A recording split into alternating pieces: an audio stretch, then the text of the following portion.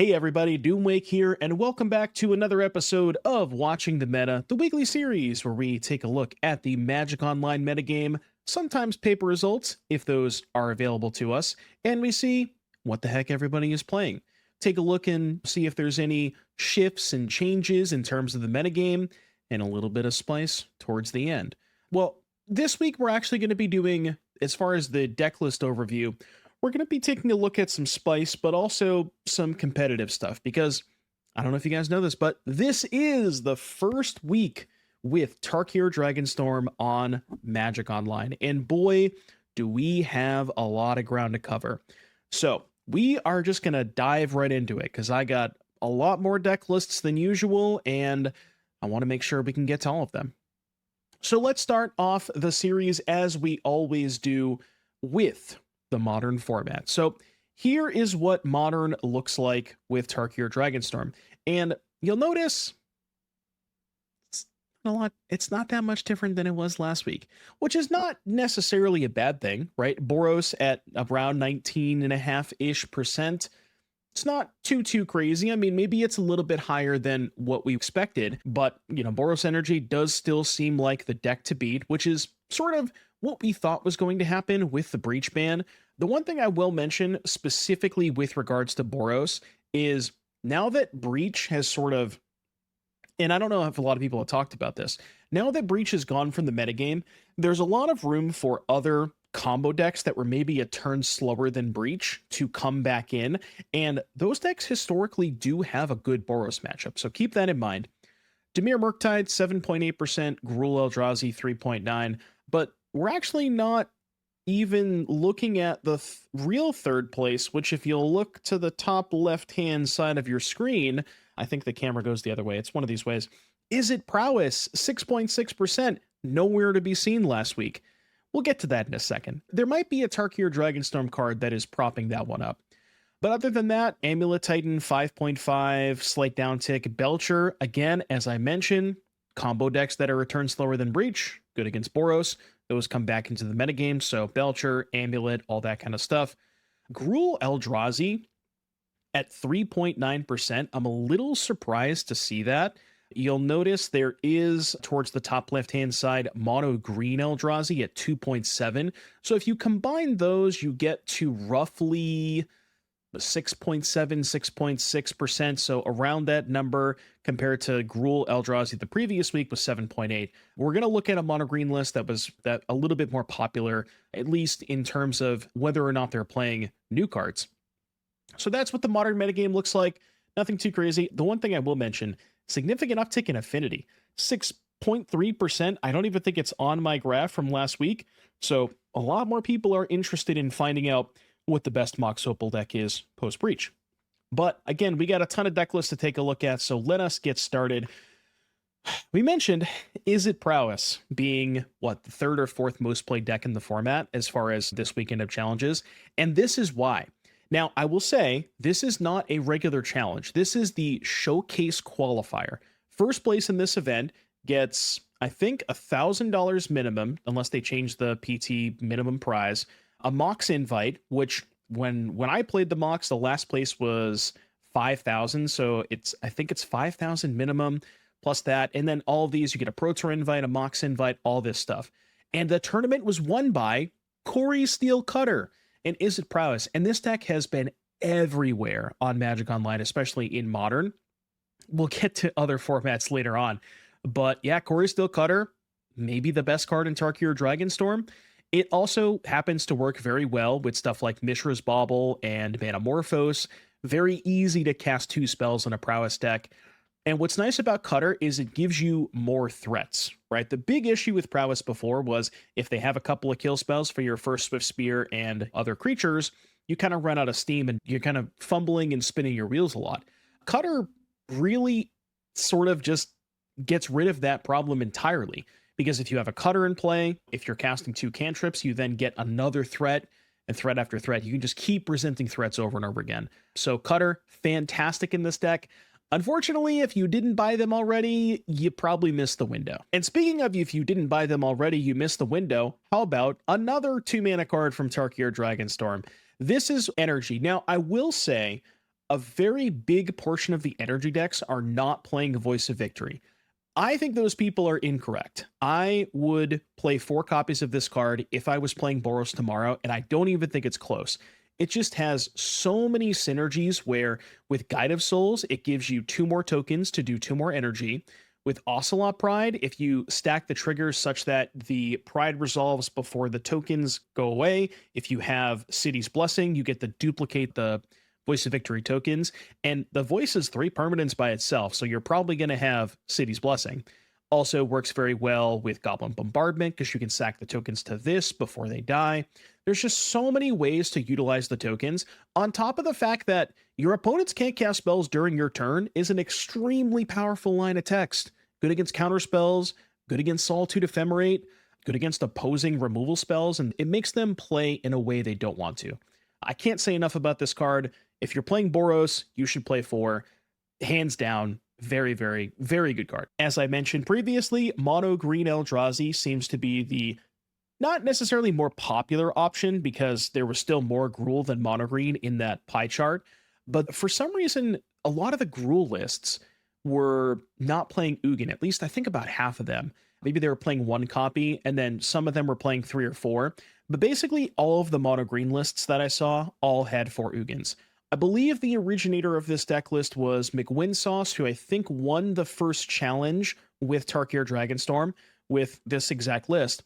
And I mean, it's sort of what you would expect from Eldrazi at this point. You still have Myco spawns, you still have the ramp spells with Talismans and Utopia Sprawls, still have 4 Kozilek's Command because just the best card in the deck.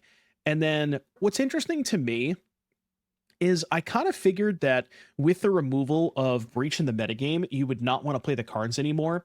But the more I think about it, there is a ton, and I mean a ton of combo decks in Modern right now. So it kind of does make sense to keep the cards because it's really hard to have your sideboard mapped out in such a way that you have enough cards against each of the different combo decks. But if you just don't play with a sideboard, you kind of sidestep that entirely, and Karn can get you a relevant piece of interaction against every combo deck in the format. So kind of makes sense.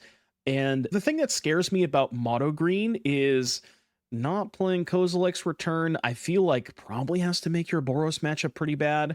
So that's something to keep in mind as well, on top of the fact that we don't have a sideboard. So if your game 1 is bad against Boros without K-Return, the cards were cards that usually got cut against Boros anyways. So I don't know if you're making your Boros matchup too bad, but Ugin, busted card. Again, what else can I say? Ugin's messed up. Now, Cori-steel Cutter, making waves in prowess decks everywhere, but not just prowess decks. It's also popping up in Jeskai decks, more specifically Jeskai Ascendancy. Now, this list from Magicverse in 12th place, again, I think, as all good things are, this was in Aspiring Spike creation, and the idea is that you have the same core that you had in the Breach deck, which that core of Mox Amber, Mox Opal, Emry Lurker of the Loch, and Tamiyo. So you have your 8 0-mana artifacts to power out Emry, the Tamiyos that are very, very good with stuff like Mishra's Bauble, and the fact that you now have 12 0-mana artifacts not only makes your Cori-steel Cutters infinitely better, but also happens to work extremely well with Narset, which is a 3/4 that lets you discard your hand and draw cards equal to the number of spells you've cast this turn. So if you're popping off with Baubles and Opals and Ambers and even Emry targeting one of those zeros, you can very easily just refill your entire hand with one single Narset trigger. I will say, a version like this specifically doesn't have this sort of like combo finish, so I worry that maybe you kind of just can't race the other combo decks, but I can imagine this deck being pretty good against fair decks. You even have kill spells here in the form of the Galvanic Blast and Lightning Bolts. So more interesting ways to utilize Cori-steel Cutter, and a shout out to Narset as well. And then last but certainly not least, look, I saw this deck and I don't know if this is a meme or if this is something that you should actually be doing, but from Narca in 13th place. Now, this is mostly, this is colorless Tron, right? You have your Tron lands, you have your Ugin's Labyrinths, you have your expedition maps to go find your Tron lands, right? And all of this kind of stuff, talismans to ramp as well. You have your traditional Eldrazi payoffs with Sowing Myco Spawn, Devourer of Destiny, Kozilek's Command, all this kind of stuff. But we're playing 4 copies of Ugin Eye of the Storms, and more importantly, Ugin says whenever you cast a colorless spell, exile target permanent that's 1 or more colors. Notably, Ugin specifically cannot go after lands because lands don't have a color. But what if they did? So for Distorting Lens, which is a 2-mana artifact that you can tap to make a permanent become any color of your choice. So Ugin can now blow up lands. Look, I don't think this is something you're supposed to be doing, but I'm sure it makes for really good content. How about we take a look at Pioneer next? Now, if you were with us last time, Mono Red Mice was 31.3% of the metagame. And I'm going to be honest with you, it looks like that number has decreased, but it's really just people switching from Mono Red Mice to Rakdos Mice. The Rakdos Prowess deck at 9.4%, that is effectively a mice deck. So if you combine Rakdos and Mono Red, I think there was a Gruul as well, had a couple of players. I don't know if it's on here yet, Gruul 2.5. So if you combine all of the red decks together, you do get to about 32%. So we kind of still have a mice problem in Pioneer. But other than that, Rakdos Demons down significantly from 15 to 6.9. But again, mostly replaced with Mono Black. And it's weird because last week, the Mono Black mid-range deck we were talking about, they weren't playing demons. It was Gifted Aetherborn and Shieldred and Graveyard Trespasser. But for some reason, this week, people decided to just put the demons in the Mono Black deck, which they probably should have done last week anyways. So the majority of these Mono Black mid-range decks, I didn't relabel them, but they are demons decks. Most of them are. But past that, you have Jund Sacrifice, Dimir Ninjas kind of hanging out there. One thing I will mention, again, Rakdos Prowess, huge uptick. There was a specific list that we're probably going to go ahead and take a look at just to give you context of what that looks like. But another one, Mono White Tokens. That one is one that was not on the list last week, and we're going to take a look at that as well. So let's do that. Let's look at some Pioneer decks. Alrighty, so the first list that we're going to take a look at is, in fact, that Rakdos Prowess deck from Hamuda.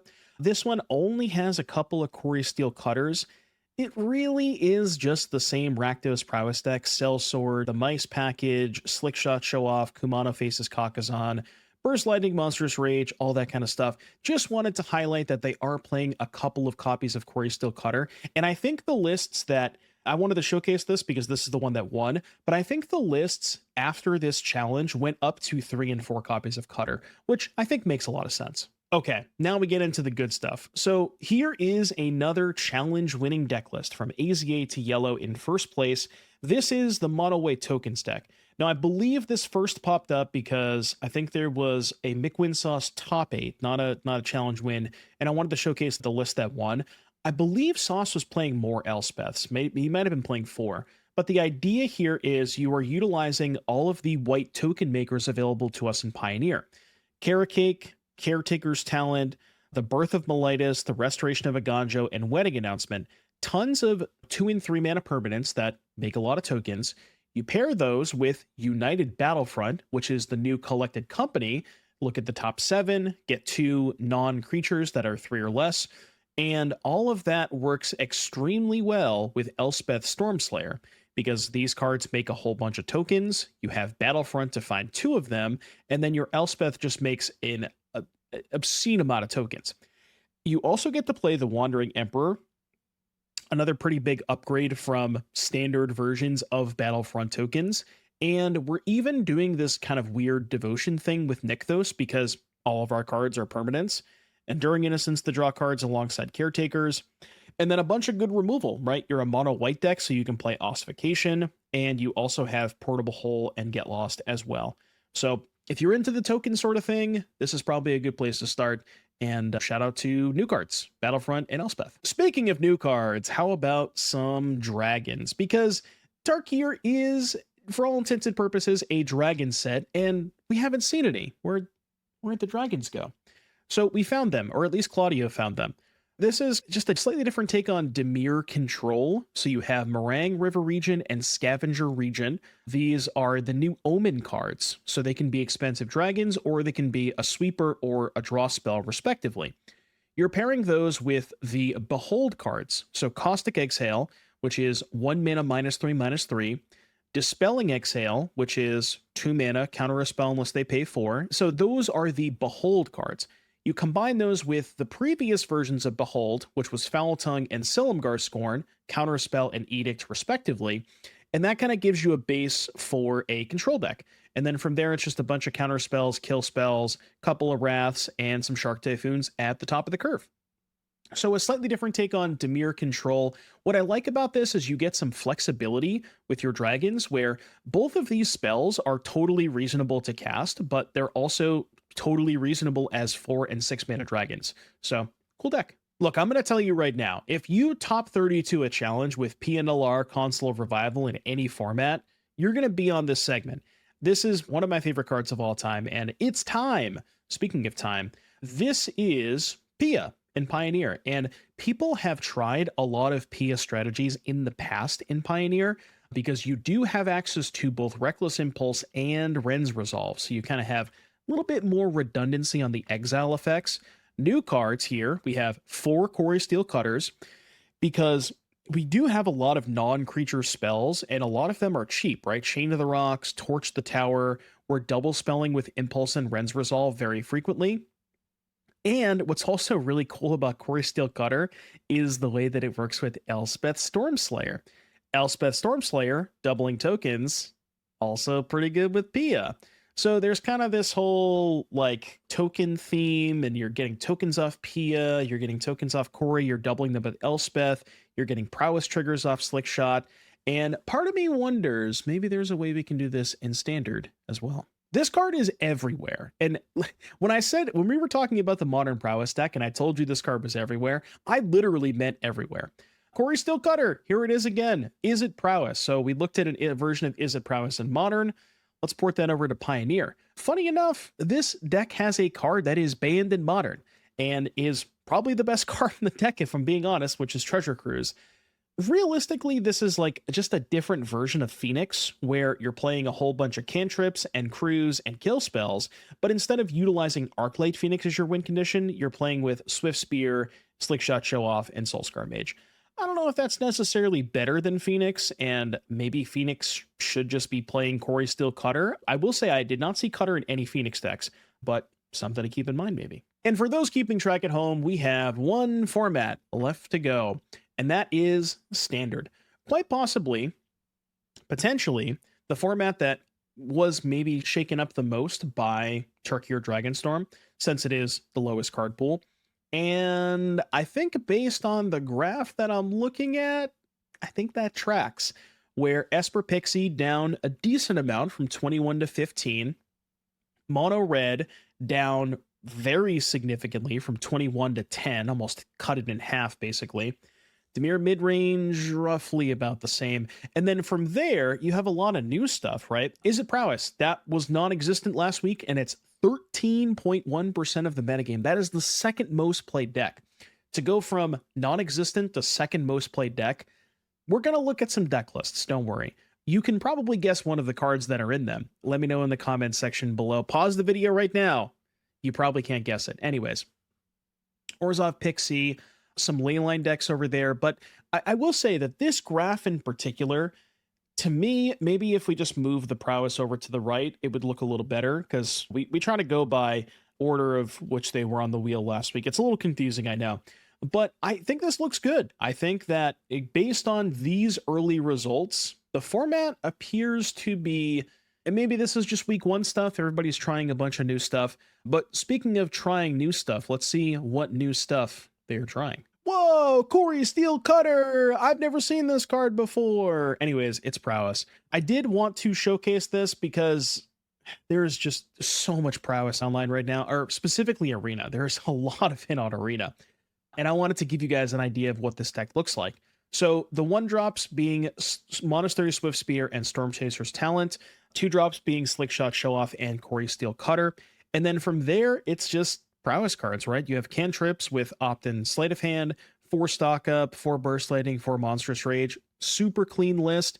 But yeah, Cori-steel Cutter is one hell of a card. I've been playing more and more with that in various builds of prowess and pixie and stuff, and that card is as good as advertised. Look, I promise there's some non-Cori-steel Cutter decks at some point. You just have to give me a second.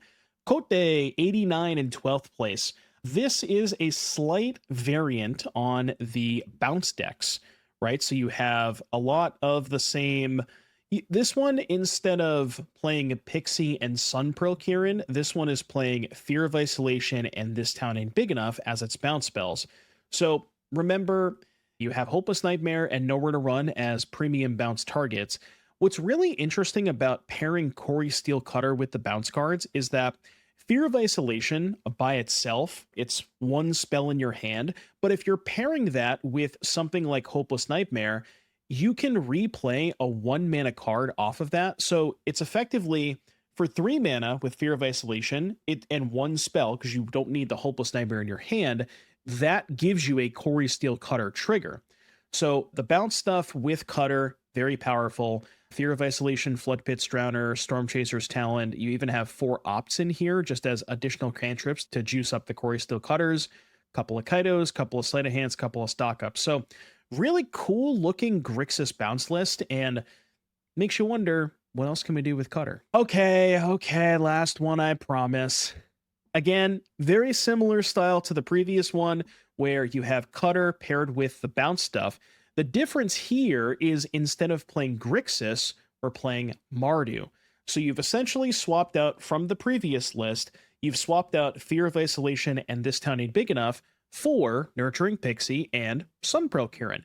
And I think I actually like this version better than the Grixis version, specifically just because you get to play Pixie. And Pixie combined with Hopeless Nightmare or Defiled Crypt gives you a very, very cheap way to trigger Cori-steel Cutter. Because if you think about it, Town and Nightmare or Fear and Nightmare is a 3 mana play, Pixie and Nightmare is a 2 mana play. So making it cost less, cheaper ways to trigger Cutter, I think it makes sense. But other than that, a lot of the same stuff. I guess you're playing Scavenger too, so this version is certainly more aggressive than the Grixis version. But, you know, at the end of the day, you do have to ask yourself, is any of this better than Esper? Who knows? But definitely a slightly different take on the Pixie decks. How about some Oculus? I promise there's no Cori-steel Cutters in this deck. I hope I haven't lost you yet. So we tried a version of Oculus during early access it was very, very similar to this list. I think really the only difference is I had one more Dragon Hunt over the one Bitter Reunion. But yeah, the new cards are crazy in this deck. So Tersa Light Shatter, 3/3 that you ETB, discard 2, draw 2. So that gives you more ways to discard Oculus, but it also gives you a good threat, right? Even in the games where you can't find Oculus plus Reanimate, just having a Tersa, if you have 7 cards in your graveyard, say, for example, one of them is an Oculus, you can just attack with Tersa. Even if you hit the Oculus off of it, well, you still have 6 other cards in your graveyard because you had 7 to trigger the Tersa. And guess what? That's 6 cards you can exile for the Oculus. So you can still just hardcast it even if you hit it off of Tersa.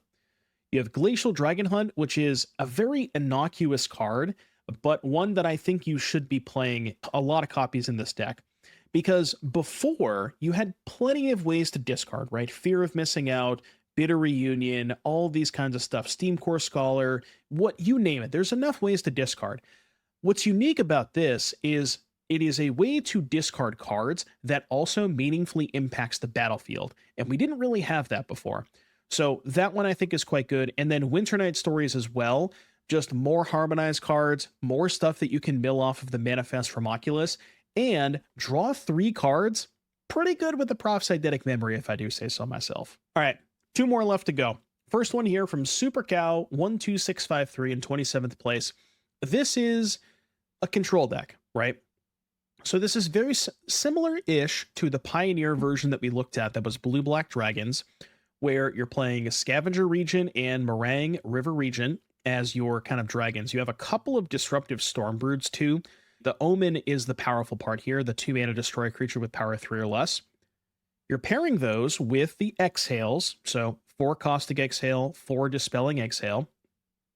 We don't have the additional counterspell, the Foul Tongue Invocation, the Silumgar Scorn, because this is standard, not Pioneer. But instead of that, we have some additional removal spells like Cut Down in the end. And then what's cool about this is the Whirling Dragonstorm as well, more ways to get payoffs for having dragons. The card that I want to highlight here is Dragonologist, which is a weird one. It's 3 mana for a 1/3. You look at the top 6, you get to reveal a dragon, an instant, or a sorcery. So the only misses in this deck are the 2 Dragonstorms and the 26 lands. Everything else is a hit. It does give your untapped dragons hexproof. That probably doesn't matter a ton, but just being a 3 mana 1/3 that's a reasonable blocker and effectively gets to find almost anything could be something there. But yeah, just a slightly different take on the control decks. Now you might say to yourself, this is a slightly different platform. It is. Shout out to Moxfield, by the way. I don't know if you guys have used their website yet, but they're a sponsor of the stream and the YouTube channel. Definitely go check them out. You can check out my page. I post every single deck that we play on stream there. But for some reason, there was a standard showcase qualifier this weekend. The modern one that was won by Prowess. They had a standard version of that as well. And for some reason, those deck lists were not posted anywhere. Even though we got the modern ones, I think there might have been a Magic Online issue, like server crash or something during the event, so they just never got posted. In any case, due to, thankfully, to social media, we have the deck list of the winning list, and boy, it is a sweep one. So this deck was won by Rakdos Reanimator with 4 Tursa Light Shatter. Now, for those of you who this name might be familiar with, Jesse Hampton, aka Slacks on MTGO, won the whole damn thing. And Tursa is so sick in this deck.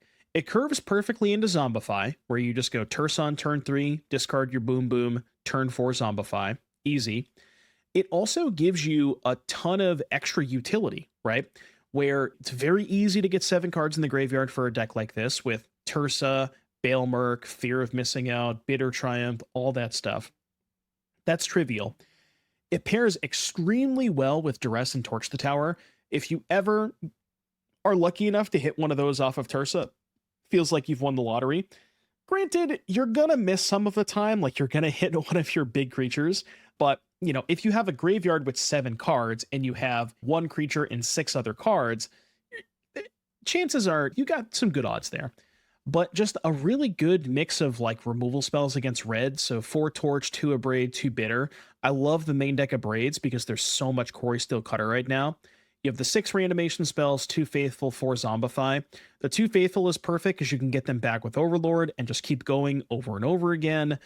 Liliana as another discard outlet combined with Fear of Missing Out. I love the creature split. I might rather go 3 Atraxa, 1 Valkaboth, but I do love the Atalis because that one is also a lot more hardcastable. And then mana base is pretty clean. The demo fields are maybe a little weird, but love the 4 Raucous Theaters, and yeah, Cyborg looks good as well. Chandra being a threat and a discard enabler for reanimation. This was a very well-built deck, and I cannot wait to give this one a try. Alrighty, folks, and that is going to wrap up another episode of Watching the Meta.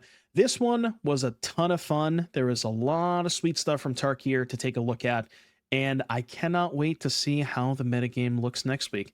Again, if you enjoyed the video, please consider subscribing to the channel, like the video, and let me know in the comment section below. What was your favorite deck of all of the decks to be showcased today? What's your favorite Tarkir Dragonstorm card as well? Anyways, guys, I hope you enjoyed the video, and I will see you in the next one. Adios.